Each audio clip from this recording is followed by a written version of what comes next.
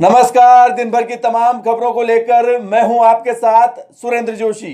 आप देख रहे हैं हलचल न्यूज। बुलेटिन की शुरुआत करें उससे पहले देखिए आज की हेडलाइंस। नगर पालिका चुनाव को लेकर मतदान संपन्न होने के बाद अब शुरू हुआ अटकलों व कयासों का दौर। क्या इस बार अपने अभेद गढ़ को बचा पाएगी भाजपा? सट्टा बाजार में चल रही है कांग्रेस द्वारा बोर्ड बनाने की चर्चा। निर्दलियों की भूमिका भी निर्णायक रहने के आसार। प्रशासन ने शुरू की मतगणना की तैयारियां। 31 जनवरी को राजकीय महाविद्यालय में की जाएगी मतगणना। अधिकारियों ने लिया मतगणना स्थल का जायजा। मतदान के बाद राजकीय महाविद्यालय में सुरक्षित रखवाई गई है सभी ईवीएम मशीनें। कांग्रेस कार्यकर्ताओं द्वारा कल मनाई जाएगी राष्ट्रपिता महात्मा गांधी की पुण्यतिथि। और अब खबरें विस्तार से।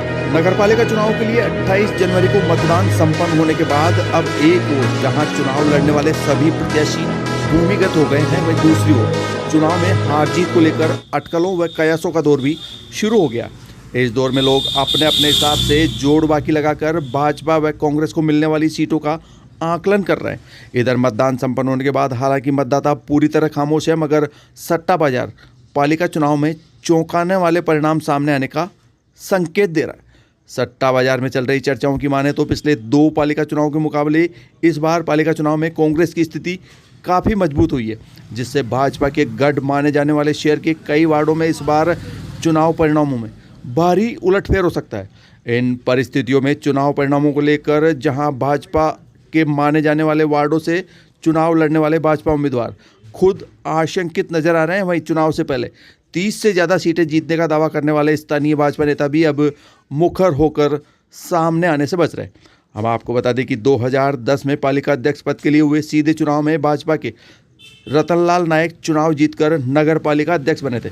उस समय 25 सीटों वाले बोर्ड में 14 सीटें कांग्रेस तथा 11 सीटें भाजपा को मिली थी। इसके बाद 2015 में हुए पालिका चुनाव में वार्डों की संख्या 25 से बढ़कर 30 हो गई थी और 2015 में तत्कालीन भाजपा विधायक शत्रुघ्न गौतम के नेतृत्व में हुए इस पालिका चुनाव में भाजपा को रिकॉर्ड 25 सीटें मिली थी, जबकि कांग्रेस को मात्र 3 सीटें ही मिल पाई थी।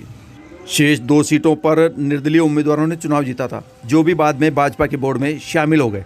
इस प्रकार पिछले 10 सालों से पालिका चुनाव में लगातार पिछड़ रही कांग्रेस इस बार के चुनाव परिणामों को लेकर न केवल आशान्वित ही है, वरन काफ़ी उत्सुक भी नजर आ रही है। हालांकि भाजपा नेताओं ने चुनाव प्रचार के दौरान समय समय पर कांग्रेस नेताओं पर सत्ता का दुरुपयोग करने का भी आरोप लगाए, मगर इन सब आरोपों को नज़रअंदाज करने वाले कांग्रेसी नेताओं का दावा है कि इस बार नगरपालिका चुनाव में शहर की जनता ने विकास के मुद्दे पर मतदान करते हुए कांग्रेस को अपना भरपूर समर्थन दिया है।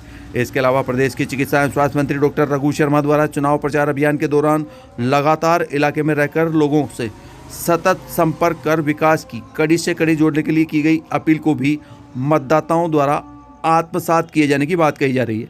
सट्टा बाजार का रुझान भी कांग्रेस के पक्ष में दिखाई दे रहा है। हालांकि चुनाव के एग्जिट पोल पर चर्चा करते हुए राजनीति के जानकार चुनावी मुकाबले को कांटे की टक्कर का मानकर शहर के 40 वार्डों में से 3 वार्डों में निर्दलीय उम्मीदवारों के चुनाव जीतने की संभावना जता रहे हैं। वहीं भाजपा व कांग्रेस के खाते में क्रमशः 18 से 20 सीटें बताते हुए बोर्ड गठन में निर्दलियों की भूमिका को निर्णायक मानते हैं।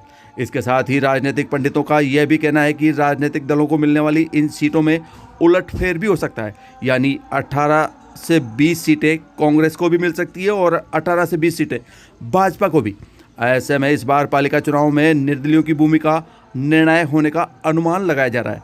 अब यह देखना अहम होगा कि प्रत्याशी चयन से लेकर टिकट वितरण तक एकजुट दिखने के बावजूद अंतर कलह से जूझ रही भाजपा पालिका चुनाव में अपने अभेद गढ़ को कांग्रेस की घुसपैठ से बचा पाएगी या नहीं।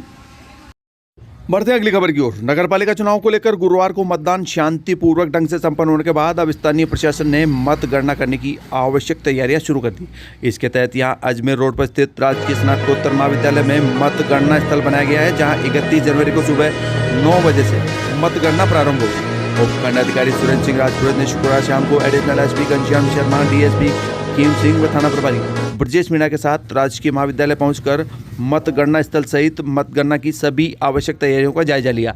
उन्होंने बताया कि 31 जनवरी को सुबह 9 बजे से मतगणना प्रारंभ होगी और मतगणना पूरी होते ही चुनाव परिणाम घोषित किए जाएंगे। इसके लिए मतगणना स्थल सहित आसपास के क्षेत्र में शांति व सुरक्षा के समुचित प्रबंध किए जा रहे हैं। हम आपको बता दें कि गुरुवार को शहर के सभी 53 मतदान केंद्रों पर चुनाव शांतिपूर्वक ढंग से संपन्न होने के बाद सभी ईवीएम मशीनों को राजकीय महाविद्यालय में सुरक्षित रखवा दिया गया, जिन पर 24 घंटे पुलिस का पहरा लगा हुआ है।